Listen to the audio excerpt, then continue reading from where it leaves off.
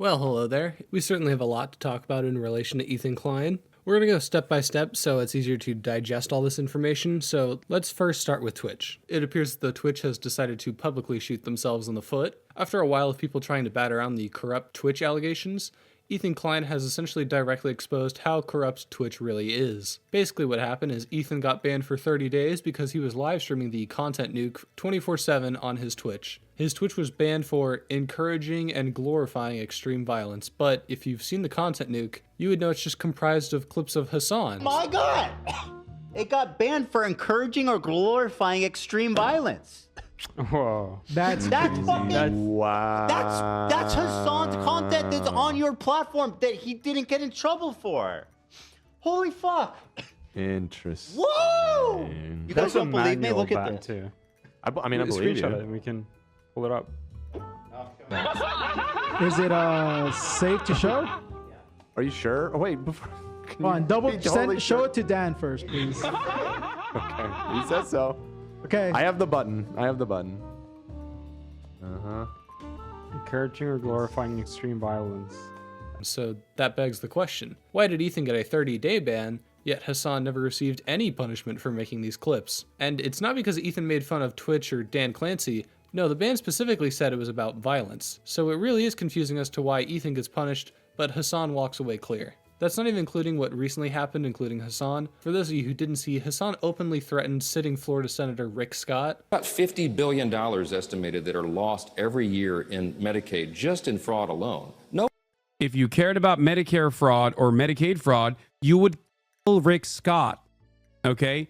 You wouldn't make Rick Scott, former governor of Florida Rick Scott, you wouldn't make him a prominent part of the Republican Party. Now, a sentiment I've seen a surprising amount, even in my server, which you should join by the way, is that Rick Scott is a bad guy, therefore this is entirely justified. No, that doesn't matter. You can't threaten to kill politicians.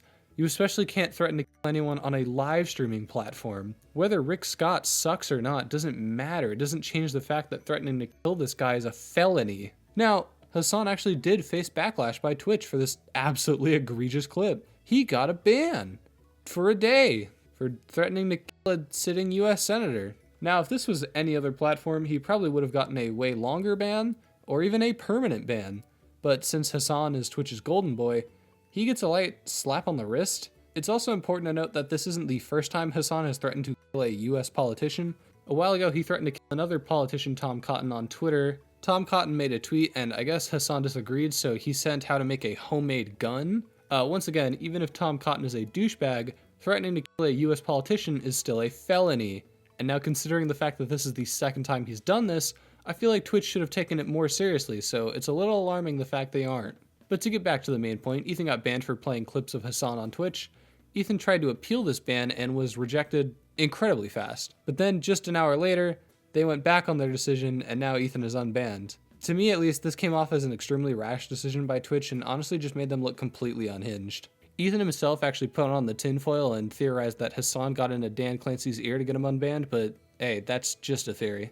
Now to move on to a different topic, let's discuss what's going on with Ethan Klein and CPS. Essentially, what's going on is that H3 Snark, which is r/Hassan 2.0, called CPS on Ethan, saying that their house is covered in dog shit and that their kids are getting diseases. Now, I said this before when Mike from PA actively interfered with Ethan's lawsuit with his housekeeper, but going after his family and shit happening in his personal life is beyond fucked up. H3 Snark is basically actively lying about Ethan being a horrible father and letting his kids get Giardia. Ethan has since, though, said that his kids never had Giardia, and that the CPS agent cleared Ethan and Gila, but that the agent would have to visit his kids at school. Takes care of them, who takes them to school and like... What do you do when you get angry at your kids? Yeah, what do you do when a dog poops on the floor? And then the part that, in my opinion, crossed the line was like, so I'm going to visit your kids at school and ask them questions. And I says, you're not fucking doing that. No, I mean, we both were like, that's not happening. You're not going. Terrifying. You are not doing that. So he agreed to come visit our house next week when the kids are at home because he needs to fucking interview our kids as a matter of procedure. But I was like, I really don't want you to create any bad memory here for them. Like, they are 5 and 3. They don't understand this shit. This was just another personal attack against Ethan, and probably the most pathetic one we've seen so far. The craziest part is that H3 Snark was actively defending this shit happening. Some people were saying that this was just karma.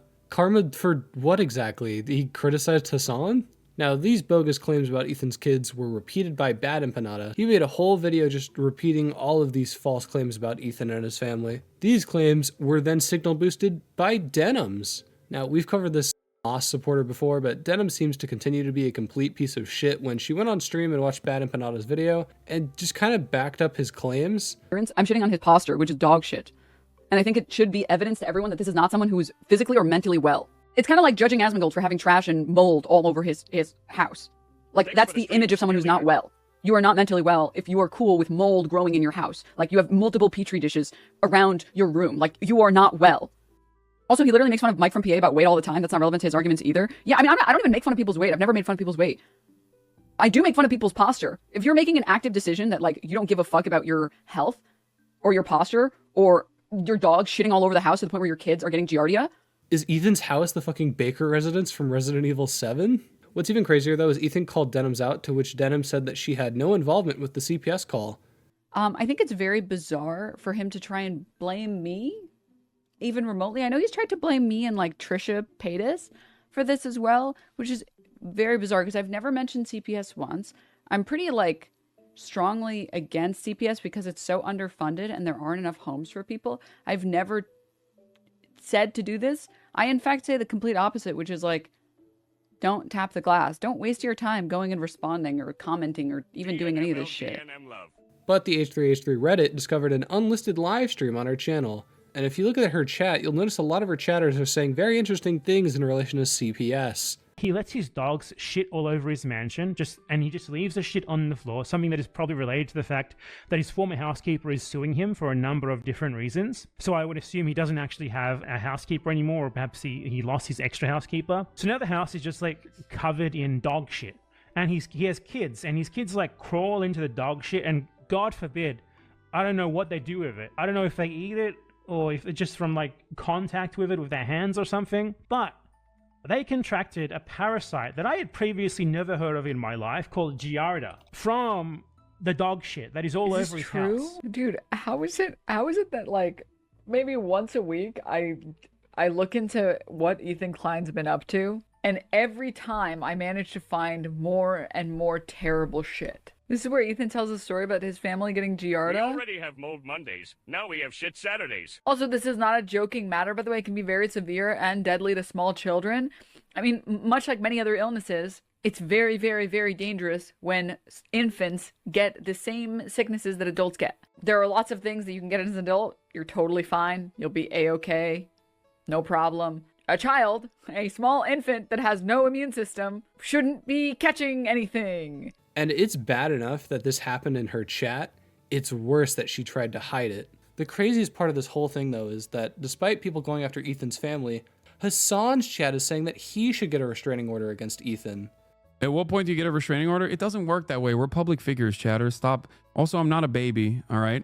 With that, though, I think we can end this video off. I mean, it's clear as day that Twitch is corrupt, and the people in Hassan's audience are now actively trying to ruin Ethan's life because he doesn't like terrorism. Twitch absolutely does not have a spine and refuse to punish Hassan unless it's something that they absolutely cannot allow to go on. I just can't wait for the next time he actively threatens a US politician's life.